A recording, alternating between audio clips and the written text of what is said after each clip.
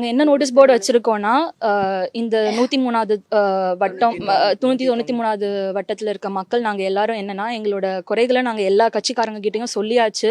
எல்லா டிபார்ட்மெண்ட்ஸ் கிட்டயும் சொல்லிட்டோம். கலெக்டர் ஆஃபீஸ் போய் மனு குடுத்துட்டாங்க. ஆர்டிஓ டிபார்ட்மெண்ட் போய் மனு குடுத்துட்டாங்க. அஃபிஷியலா என்ன பண்ணணுமோ எல்லாம் பண்ணியாச்சு. பட் ஸ்டில் எந்த ஒரு ஆக்ஷனும் எடுக்கல. அதனால நாங்க இப்ப வரப்போற எலெக்ஷன்ல வந்து பாத்தீங்கன்னா யாரும் ஓட்டு போட போறது கிடையாது. எந்த கட்சிக்காரங்களுக்கும் போட போறது இல்ல. எந்த கட்சிக்கும் நாங்க போட போறது கிடையாது. நோட்டாக்கு தான் நாங்க போடலான்னு இருக்கோம்.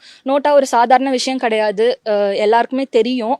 ஸோ நீங்க என்னன்றது பார்த்துட்டு இருக்க மக்கள் எங்களுக்கு யாராவது உதவ முடியும்னா, உரிய அதிகாரிகள் யாராவது இதை பார்த்துட்டு இருந்தீங்கன்னா கொஞ்சம் உதவுமாறு நான் தாழ்மையுடன் கேட்டுக்கொள்கிறேன். இங்க இருக்க யாரும் வந்து பாத்தீங்கன்னா எல்லா தாய்மார்களும் பாத்தீங்கன்னா வீட்டு வேலைக்கு போறவங்க தான். எல்லாரும் ரொம்ப அடிப்படையில இருந்து இந்த வீடை வளர்த்து இன்னைக்கு பசங்களை படிக்க வச்சுட்டு இருக்காங்க. நிறைய பசங்க படிக்கிறோம். இங்க அவ்வளோ பிரச்சனைகள் இருக்கு. தண்ணி வர்றது இல்ல, கொசு தொல்லை அதிகமா இருக்கு. அதெல்லாம் கேட்கறதுக்கு யாரும் எந்த கட்சிக்காரங்களும் வந்து கோரிக்கைகளை கேட்டது கிடையாது.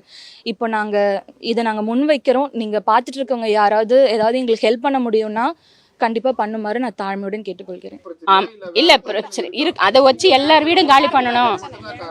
இல்ல எந்த வீடும் வீச்சு எல்லார் வீடுமே காலி பண்ணணும்ன்றாங்க. அடிப்படை வசதி இல்லைன்றாங்க. தெருக்கு ரோடு போடலன்றாங்க. எதுக்கு ட்ரைனேஜ் லைன் இன்னும் கொடுக்கல. கவர்மெண்ட் செய்யறாங்களா இல்லை இவங்க யாரும் செய்ய விட மாட்டேன்றாங்கன்றது தெரியல சார். எங்களுக்கு அரசாங்க அதிகாரிங்க தான் யாருன்னா முறையிட்டு எங்களுக்கு நல்லது பண்ணணும். எங்களுக்கு நிம்மதியான வாழ்க்கை வேணும் சார். என்னால் தூங்க விட முடியல. என்னால் 5 வருஷமா நான் படாத பாடுபட்டு இருக்கேன். ஒரு பொம்பளையா எவ்வளோ சார் நான் சமாளிக்க முடியும் பசங்களை வச்சுட்டு?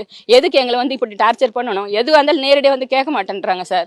அரசாங்க அதிகாரி கையில் வச்சு நான் இன்னும் நோட்டீஸ் கொடுக்குறேன்னா நாங்கள் எங்கே போய் வாழறது? இல்லையா நோட்டீஸ் கொடுக்கணும்னு ஒரு ஏரியாவுக்கு ஃபுல்லாகவே கொடுக்கணும். இல்லை ஒரு ஏரியா ஃபுல்லாக வந்து சொல்லணும்.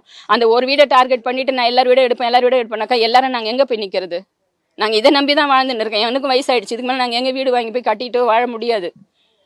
எங்களுக்கு எந்த ஒரு புண்ணியமானது மனிதாபமானம் இருக்கணும். வேறு நாங்கள் எதுவுமே கேட்கல. நாங்கள் யாரையும் குறை சொல்லலை. எங்களை மாதிரி ஒரு நாள் வந்து இருப்பாங்களா சார் அவங்க?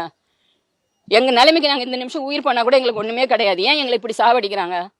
நாங்கள் இவங்ககிட்ட என்ன எதிர்பார்க்குறோம்? நாங்கள் கஷ்டப்படுறோம், நாங்கள் சாப்பிட்றோம் சார். அந்த சாப்பாடை நிம்மதியாக சாப்பிட விட மாட்டாங்க. முந்தா நேரத்து கூட என் குழந்தைங்களை தூக்கின்னு ஓடுறேன் வெளியில் சார்.